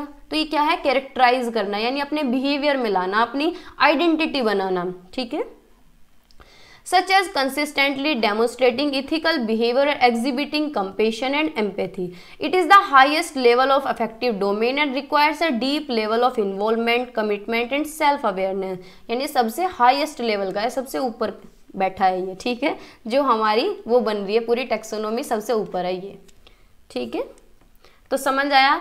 अगर सारांश में देखें, समरी ओवरऑल देखें, तो जो अफेक्टिव डोमेन है, देखो मैं एक चीज़ बताना भूल गई, सॉरी, एक चीज पीछे बताना भूल गई।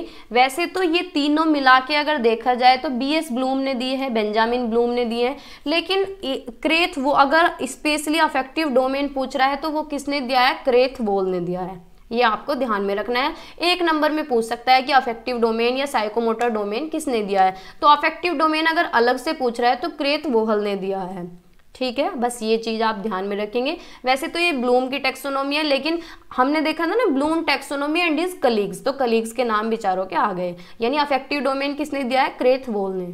ठीक है, तो जो चीज़ें मैं भूल जाती हूँ, परसों भी मैं कुछ स्किप हो गया था तो मैंने पीपीटी में डाल दिया था।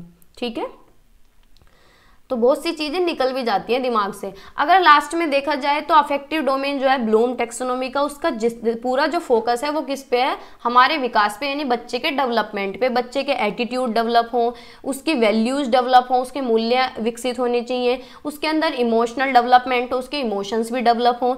Involves 5 level of increasing complexity, receiving, responding, valuing, organizing and characterizing. Incorporating the affective domain into teaching and learning can help promote student social and emotional learning। यानी अगर हम सारी चीज़ों को फॉलो करते हैं अफेक्टिव डोमेन की, तो उससे क्या होता है, हमारे सोशल डेवलपमेंट को भी बढ़ावा मिलता है, यानी सामाजिक विकास को और भावनात्मक विकास को भी बढ़ावा मिलता है। ठीक है, as well as their ability to interact effectively with others. और क्या है, हम दूसरों से भी अच्छी तरीके से इंटरेक्ट कर सकते हैं, बातचीत कर सकते हैं। जब हमारा विकास हो जाएगा ना, अंदर से आंतरिक विकास हो जाएगा, हमारे इमोशन और सोशली हम डेवलप हो जाएंगे, तो हम दूसरे के सामने बहुत अच्छी तरीके से अपने आप को प्रेजेंट कर सकते हैं। ठीक है, जैसे कि जब बहुत ज़्यादा पढ़ लेते हैं, पढ़ते रहते हैं तो हमारा टोटली डेवलपमेंट होता चला जाता है। तो वो हमारे बिहेवियर में झलकने लगता है। किसी इंसान के पास बैठो तो उसे लगता है जैसे कि हमारे घर के कहते हैं, देखा है वो पढ़ा लिखा है, कितनी अच्छी तरीके से बात करता है, या पढ़ी लिखी है ना, ऐसे ही तो करते हैं।